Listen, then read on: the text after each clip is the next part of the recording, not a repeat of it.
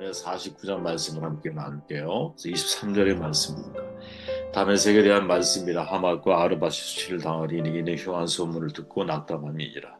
바닷가에 비틀거리는 평안이 없도다. 다메섹이 피곤하여 몸을 돌이켜 달아나려 하니 떨림이 그를 움켜잡고 해산하는 여인같이 고통과 슬픔이 그를 사로잡았도다. 나를 만든 신을 믿으라 라는 제목으로 말씀 나눌게요. 다메섹에 관한 이야기죠. 달리 표현하면 아람이란 표현 같은 의미예요. 아람이고 다메섹, 다메섹이 곧 아람이죠. 아람 족속, 전통적인 셈 자손이죠. 이집트 아람 족속은 이스라엘 민족과 혈통적으로 깊은 관계가 있었어요. 성경에 보니까 아브라함이 아우 나홀이 아람 족속의 선조로 언급이 되죠. 이삭의 아내인 리브가에 붙인 부두엘이 아람의 족장으로 언급이 또 됩니다. 아람 족속 유목민으로, 그죠? 시리아 사막 근처에 거주했죠. 그러다가 서남쪽으로 남하해서 애굽을 지난 후에 다시 북쪽으로 이주해 와서 메소포타미아, 수리아, 요단 동편 지역의 넓은 지역에 걸쳐 정착하며 살아갑니다. 그리고 BC 2400년경에 처음에 메소포타미아 길 지방을 중심으로 정착을 하였다가 소규모 도시 국가 체제로 생활하다가 점점 세력을 확장해 나아가죠. 수리아를 연상하면 되는데 이 수리아 지역을 보통 다메섹이다 이렇게 칭해요. 열왕기와 16장 9절에 보니까 그렇게 표현되죠. 아람과 이스라엘 원래 역사적으로 상당히 우호적인 관계였는데 우리가 잘 알지만 아브라함의 고향 하란, 밧단 아람이라고 부르게 된 이유가 뭐냐? 거기에 잠깐 머무르잖아요. 하란에 머무르잖아요. 거기에 아람 사람들이 상주하고 있었던 것이죠. 자기 아들 이삭의 아내를 아람 사람 리브가로 선택을 하잖아요. 야곱도 아람인 가운데 아내를 얻었고 그들과 장기간 함께 거주하죠.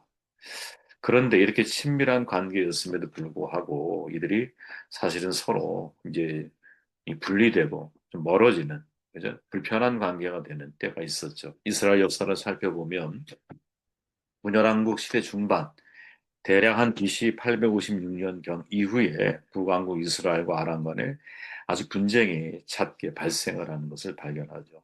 뿐만 아니라 성경은 하나님께서 북왕국의 아합 왕가를 심판하기 위해서 그 당시 아람왕 하사엘을 사용해서 당신의 심판 도구로 사용하고 있는 모습을 열왕기상 19장에서 보여주고 있죠. 아람이 이스라엘 역사에 끼친 영향, 컸구나. 작은 게 아니구나. 그죠? 민족적으로 섞여 있는 부분도 있고, 또 지금 말씀드렸지만 분열왕국 시대 중반 정도의 아람 왕을 통해서 이스라엘을 심판하시는 그런 모습도 성경에 기록되어져 있죠. 그러다가 아수르의 서진 정책으로 인해서 아람과 북왕국을 비롯한 팔레스타인 전역, 즉 아라비아 전역이 사실 이 아수르의 영향권 아래 들어가게 되면서 급속하게 쇠퇴하게 되죠. 그리고 BC 722년에 북왕국이 멸망하고 아람은 그 후에 얼마 지나지 않아서 720년에 사르곤 2세에 의해서 완전히 멸망하게 되죠. 그리고 뭐 어떻게 되었느냐? 흩어졌겠죠. 어, 우리나라도 단일 민족이라고 말하지만 사실 단일 민족이라고 말하기 쉽지 않잖아요. 제 피 속에도 아마 더 중동 지역 혹은 위구르 지역의 피가 섞여 있을 거예요. 우리의 피 속에, 우리 한국인의 피 속에 얼마나 많은 다양한 인종의 피가 섞여 있었겠어요. 그죠? 이 아람도 마찬가지죠. 다 흡수돼 간 거죠. 그죠? 다메섹, 다마스쿠스로 망명되죠. 오늘날까지 갈등과 분쟁의 지역이 되고 있습니다. 아람의 다메섹 멸망에 대해서 비교적 예언이 짧은 것은 아람은 북이스라엘과 연합해서 남녀를 침공하였다가 물러간 이후에 BC 732년에 아수르에 멸망당한 것과 아마 연관이 깊은 것이 아니겠느냐. 아람의 멸망에 관해서 이사야 17장 이제 예레미야 말고 이 아람 다메섹의 멸망에 관한 예언이 또 다른 본문에 등장하는데 그게 이사야에 등장을 해요. 중요한 내용이기 때문에 한번 제가 읽어드리면 다메섹에 관한 경고라 보라. 다메섹의 장차 성읍을 이루지 못하고 무너진 무더기가 될 것이라. 아로엘의 성읍들이 버림을 당하리니 양무리를 치는 곳이 되어 양이 눕되 놀라게 할 자가 없을 것이며 에브라임의 요새와 다메섹 나라와 아람의 남은 자가 멸절하여 이스라엘 자손의 영광같이 되리라. 만군의 여호와의 말씀이니라. 1절부터 3절까지 말씀인데 실은 11절까지 멸망에 관한 예언이 나와요. 근데 그 중에 주목할 구절이 뭐냐? 7절인데 이 7절이 저에게서 굉장히 의미 있게 다가왔습니다. 그날의 사람이 자기를 지으신 이를 바라보겠으며 그의 눈이 이스라엘의 거룩하신 이를 뵙겠고 아람과 에브라임 두 왕국의 연합해서 유다와 아수르에 대항하지만 하나님이 이들을 멸망을 예언하고 있죠. 근데 멸망의 원인 가운데 중요한 하나가 뭐냐? 자기를 지으신 이를 바라보겠으며. 그러니까 다시 말하면 자기를 지으신 이를 바라보지 못하고 살아왔던 사람이 누구냐? 바로 이 아람 민족이다. 이렇게 우리는 이해할 수 있는 거죠. 그죠? 7절로 11절까지의 말씀을 보면 이렇게 말해요. 이사야가 그날에 사람이 자기를 지으신 이를 바라보겠으며 그의 눈이 이스라엘의 거룩하신 이를 뵙겠고 자기 손으로 만든 제단을 바라보지 아니하며 자기 손가락으로 지은 아세라나 태양상을 보지 아니할 것이며 그날의 그 견고한 성읍들이 옛적에 이스라엘 자손 앞에서 버림받은 숲풀 속의 처소와 작은 산 꼭대기의 처소 같아서 황폐하리니 이는 내가 내 구원의 하나님을 잊어버리며 내 능력의 반석을 마음에 두지 아니한 까닭이라. 그러므로 내가 기뻐하는 나무를 심으며 이방의 나무 가지도 이종하는도다. 내가 심는 날에 울타리를 두르고 아침에 내 씨가 잘 발육하도록 하였으나 근심과 심한 슬픔의 날에 농작물이 없어지리라. 많은 생각을 하게 만드는 구절이에요. 자기 손으로 만든 제단을 바라보지 아니하며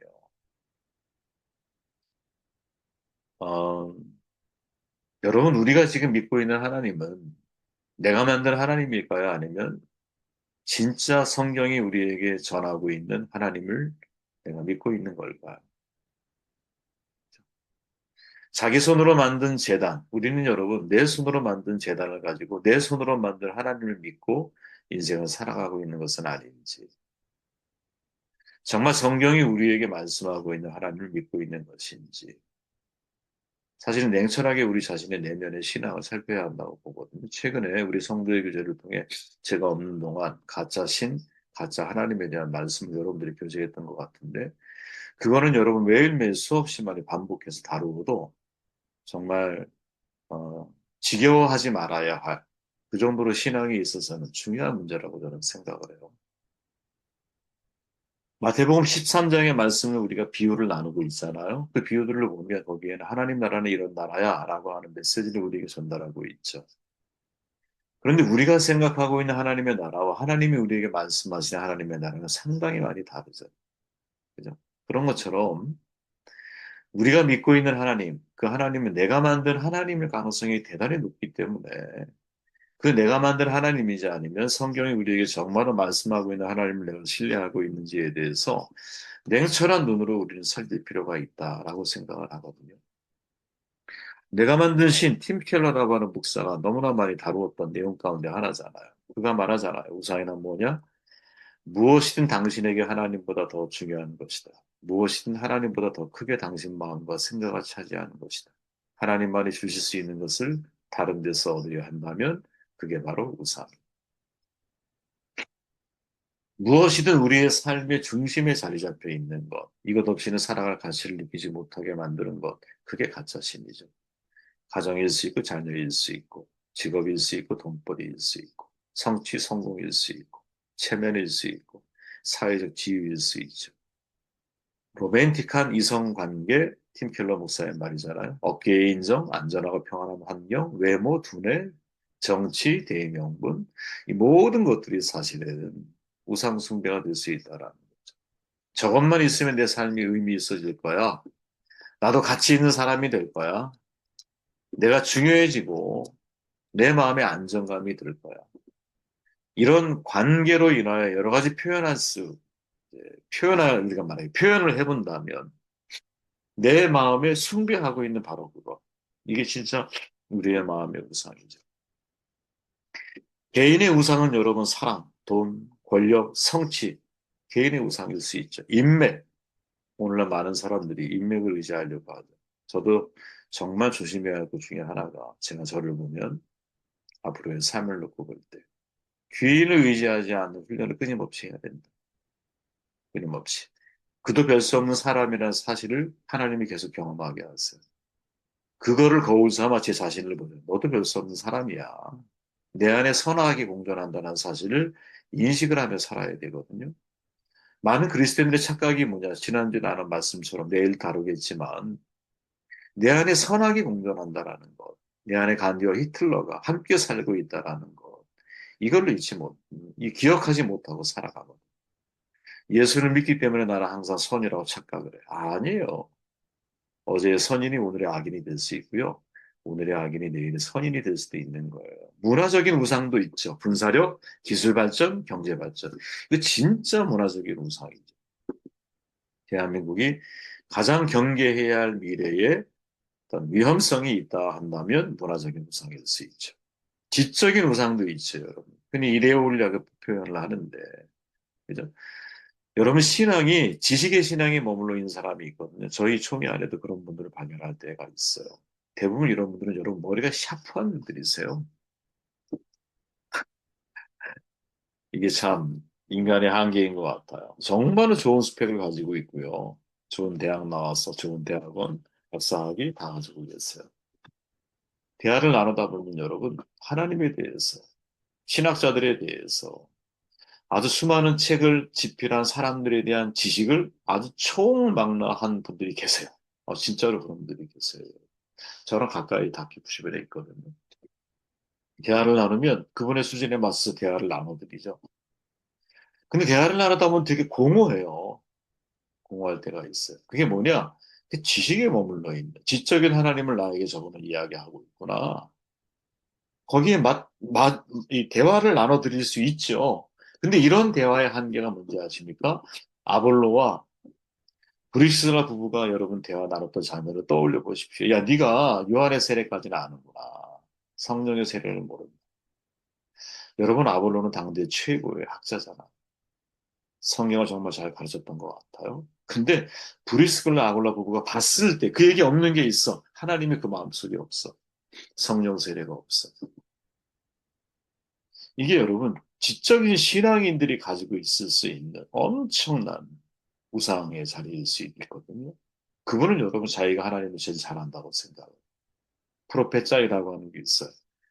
저도 이제 우리 동역자분들과 함께 이런 시간을 갖기를 원하는데 하나님 말씀을 놓고 서로 하나님이 주는 인사이트를 가지고 그 말씀을 그러니까 미리 준비해서 그 말씀을 가지고 이렇게 말씀의 지적인 싸움을 하라는 게 아니라 하나님 말씀을 다 같이 한 자리에 모여서 나누고 그때 성령이 각자에게 주신 음성들이 있을 거 아니에요. 그거를 서로 교류하면서 정말 그 속에서 서로가 서로에게 도움이 되고 인사이트를 넣고 이런 시간을 갖는 지금도 제가 금요일마다 그런 걸 하는 시간이 있거든요.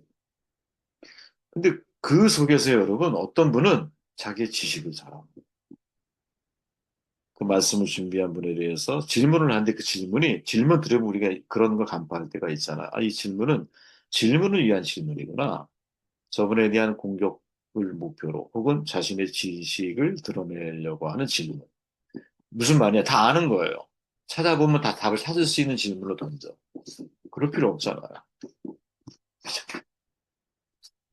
지적인 우상인 거죠. 여러분, 우리 안에 내가 만든 신의 흔적이 있다면 빨리빨리 제거해 나가야 한다고 봐요.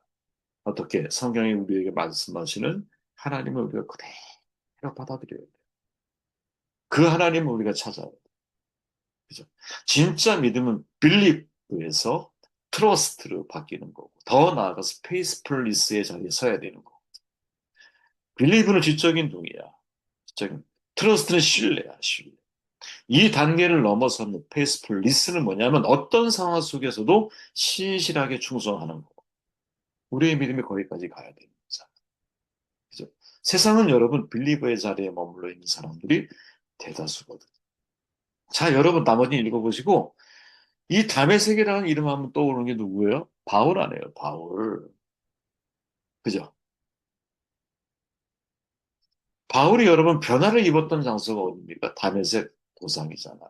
다마스쿠스. 굉장히 상징적인 의미가 있죠. 저는 여러분 처음에 왜 하필 다메섹에서 하나님이 부르셨을까? 물론 다양한 신학자들의 의견이 있을 수 있을 거예요. 근데 이 본문 앞에서 49장의 이 다메섹이라고 하는 본문 앞에서 한번 고민해 본다면 다마스쿠스 변화되기 이전에 사울의 입장에서 놓고 봤을 때 자기 자신이 만든 신을 섬기고 있었던 사울이었던 거죠. 그죠? 예수 운동을 하는 사람들을 잡아다가 감옥에 집어넣잖아. 그때의 바울의 가슴 속에 있었던 하나님은 누구일까요?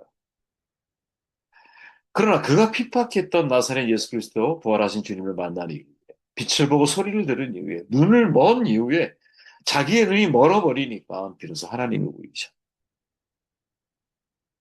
내가 만든 신에서 나를 만든 신을 보게 됩니다. 나를 만든 신을 봐야 되거든. 난 하나님의 피조물이고 나를 만든 신 앞에 내 자신이 꼬꾸라져야 되거든. 나를 만든 신을 내가 만나게 되면 야, 내가 만들고 지금까지 살아왔던 하나님이 얼마나 헛되고 얼마나 잘못된 우상이었는지를 우리는 경험하게 돼요. 이 마지막 구절이 어찌 보면 제 인생에 있어서는 저 개인적으로 가장 중요한 구절의 말씀이 아니었나 하는 생각을 해보게 되었습니다.